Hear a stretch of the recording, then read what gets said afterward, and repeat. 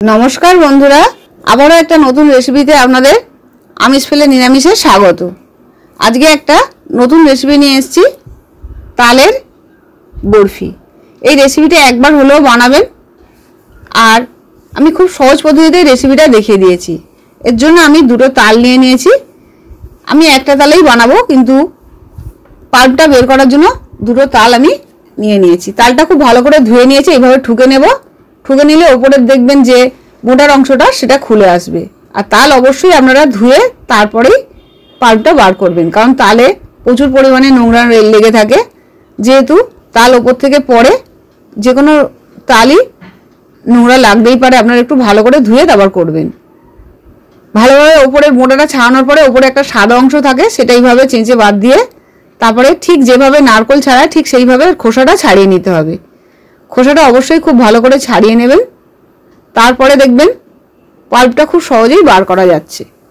অনেকেই এই তাল চাঁচার জন্য বা পাল্পটা বার করার জন্য গ্রেটারও ব্যবহার করে বা ঝুড়ি বা যে কোনো কিছুই শক্ত জিনিসের উপরে ঘষলে এই রসটা বেরিয়ে আসে। এই রসটাই খুব ভালো করে ফুটিয়ে নিলেই ঘন ঘন পাল্প হয়ে যায়। এইভাবে খোসাটা ছাড়িয়ে নেওয়ার পরে তারপরে আপনাদের দেখাচ্ছি কিভাবে পাল্পটা বার করতে হয়। আমি আগে আরও একটা রেসিপিতে দেখিয়ে দিয়েছিলাম যে কিভাবে পাল্পটা বার করতে হয়।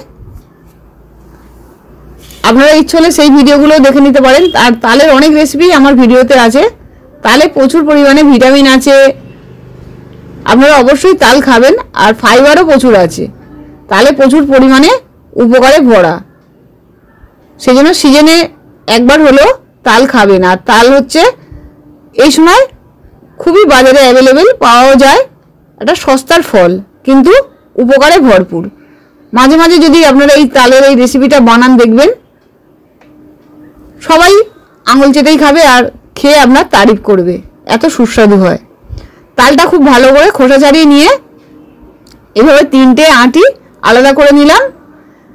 আর গায়ের খোসা একটু একটু যা লেগে আছে সেগুলো খুব ভালো করে পরিষ্কার করে নিয়ে আমি জল দিয়ে ভিজিয়ে রাখবো 10 মিনিট। অবশ্যই এটা জল দিয়ে 10 মিনিট ভিজিয়ে রাখবেন, তাহলে পাল্পটা খুব ভালো বেরিয়ে যাবে। এভাবে একটু হাত দিয়ে চটকে নিয়ে পাল্পটা 10 মিনিট মতন ভিজিয়ে রাখলে দেখবেন অনেক বেশি শাঁস বেরোচ্ছে।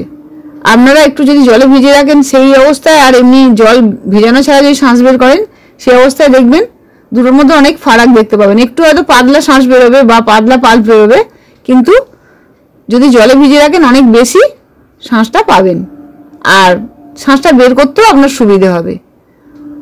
খুব ভালো করে 10 মিনিট ভিজিয়ে রাখার পরে হাত দিয়ে একটু চটকে নিতে হবে যাতে ভালোভাবে একটু জল ঢুকে যায়।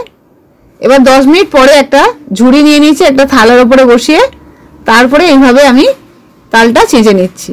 এই তালটা চাঁচার জন্য আমার ছোট মেয়ে আমায় সাহায্য করেছে। তালের যে কোনো রেসিপি বানালে আমার ছোট মেয়ে বড় মেয়ে খুব পছন্দ করে। আর সেই রেসিপিগুলো আপনাদের কেমন লাগছে অবশ্যই আমায় জানাবেন। ভালো লাগলে লাইক শেয়ার করবেন।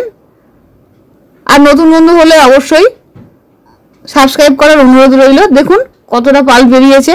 এইভাবে সমস্ত পাল্পই আমি বের করে নেব।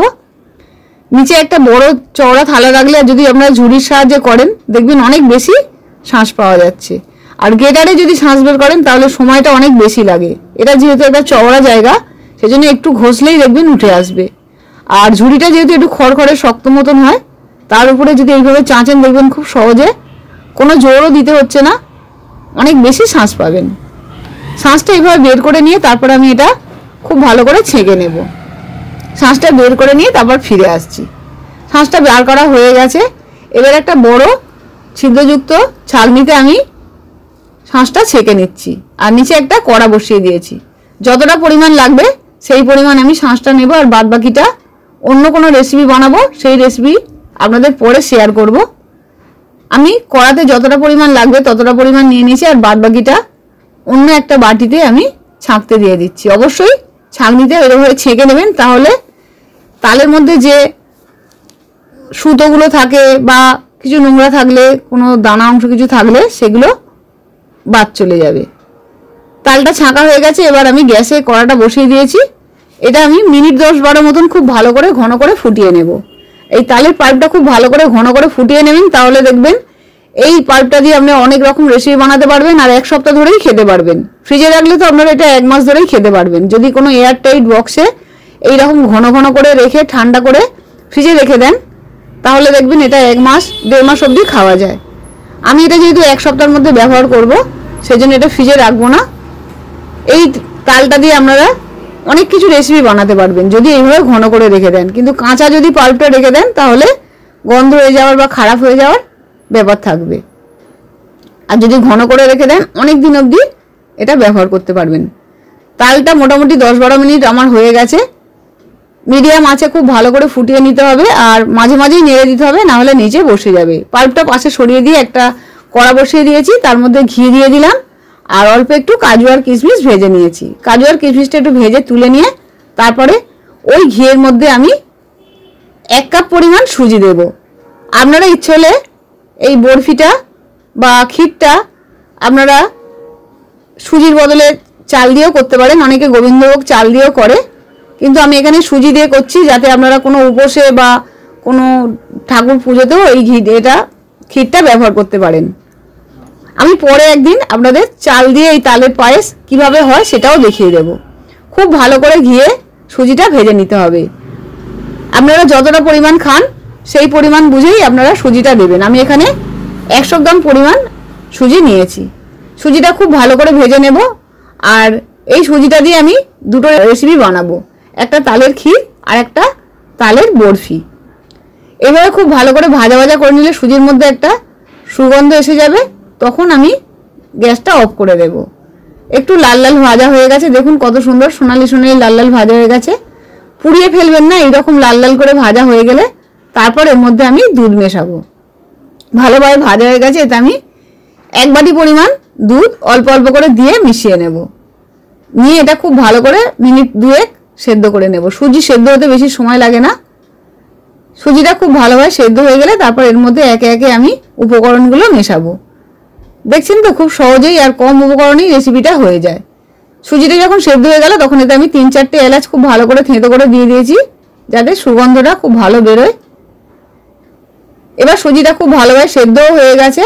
ভালোভাবে সেদ্ধ হয়ে গেলে তারপরেই এর মধ্যে চিনি, গুড় এইসব মেশাবেন, তার আগে মেশাবেন না, তাহলে সুজিটা সেদ্ধ হতে অনেক বেশি সময় লাগবে। এই সময় আমি 3-4 চামচের মতন গুঁড়ো দুধ দিয়ে দিলাম, যাতে ক্ষীরটা খেতে খুব টেস্টি হয়। আর 1 মালা মতন নারকেল দিয়ে দিয়েছি।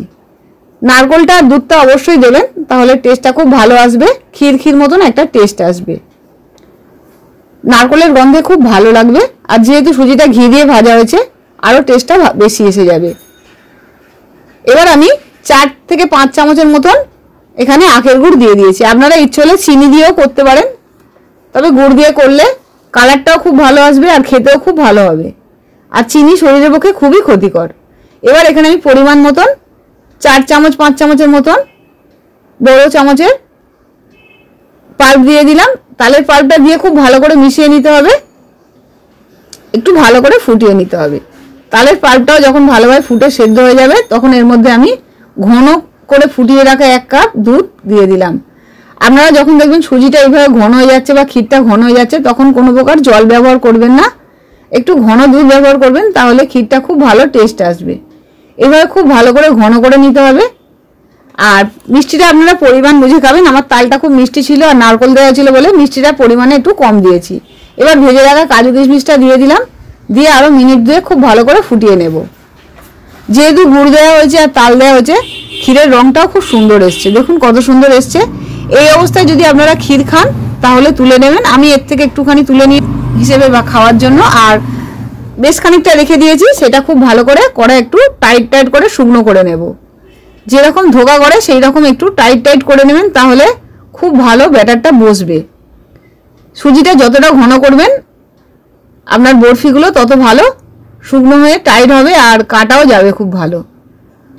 এইভাবে শুকনো শুকনো করে নিয়ে যখন দেখবেন কড়াই বসে যাচ্ছে তখন তুলে নেবেন। যদি দেখেন খুব ভালো বসছে না কিন্তু কড়াই বসে যাচ্ছে, শুকনো হচ্ছে না, তখন একটু ঘি দিয়ে দেবেন 1 চামচ, দেখবেন তাহলে আর একটুও বসবে না।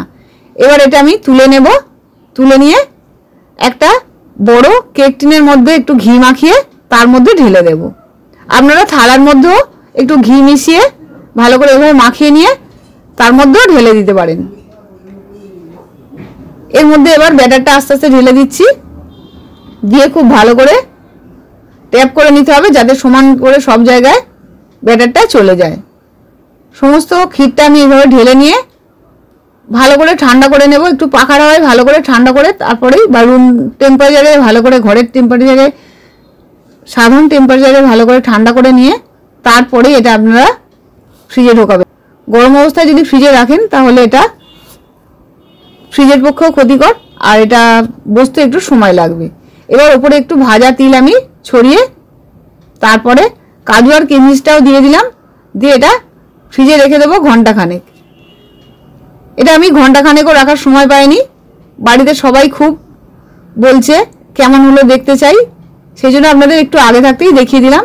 আপনারা আরও একটু বেশিক্ষণই রাখবেন, যত ভালো এটা ঠান্ডা হবে তত ভালো এটা শেপগুলো ভালো আসবে, আর খেতেও ভালো লাগবে, তুলতেও খুব ভালো পারবেন। এভাবে ছুরির সাহায্যে 4-5টা কেটে নিয়ে আমি ছোট ছোট পিস করে কেটে নিলাম। দেখুন দেখতে কত সুন্দর হয়েছে। বাড়িতে কোনো অতিথি আসলেও আপনারা এইভাবে আপনারা বানিয়ে দিতে পারেন, কেউ বুঝতেই পারবে না এটা আপনি ঘরে বানিয়েছেন। এখন এইরকম ধরনের মিষ্টি আপনারা যে কোনো মিষ্টির দোকানেই পেয়ে যাবেন, কিন্তু ঘরে বানানোর টেস্টই আলাদা, দেখবেন খেতে খুব ভালো লাগবে।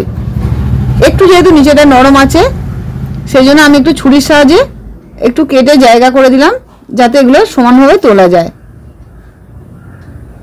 আপনারা একটু ঠান্ডা হলে তারপরে শক্ত হলেই এটা তুলবেন, তবে এগুলো একটু নরম নরমই খেতে বেশি ভালো লাগে। আমি এভাবে চামচের সাহায্যে, ছুরির সাহায্যে সমস্ত তালের বরফিগুলো তুলে নিলাম। দেখুন কত সুন্দর হয়েছে। বাচ্চারা অনেকে তাল খেতে চায় না, তাদেরও যদি আপনারা এইভাবে দেন দেখবেন সবাই খুব হাসি মুখে খেয়ে নেবে, এমনকি স্কুল কলেজে বা অফিসের টিফিনেও দিতে পারবেন।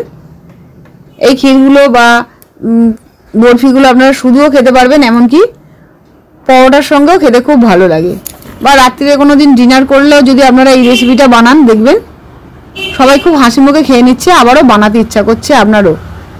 আপনিও দেখবেন তখন তাল আনলেই মনে হবে রেসিপিটা বানাই, আর খুব সহজে নির্ঝঞ্ঝাটেই এই রেসিপিটা হয়ে যায়। দেখতে একটু নরম নরম লাগছে কিন্তু খেতে খুব সুস্বাদু। আপনারা একটু আপনাদের এই টিপসটা দিচ্ছি, একটু ঘন ঘন করে তারপর নামাবেন। আবার ফিরে আসবো নতুন রেসিপি নিয়ে। সুস্থ থাকবেন, ভালো থাকবেন, নমস্কার।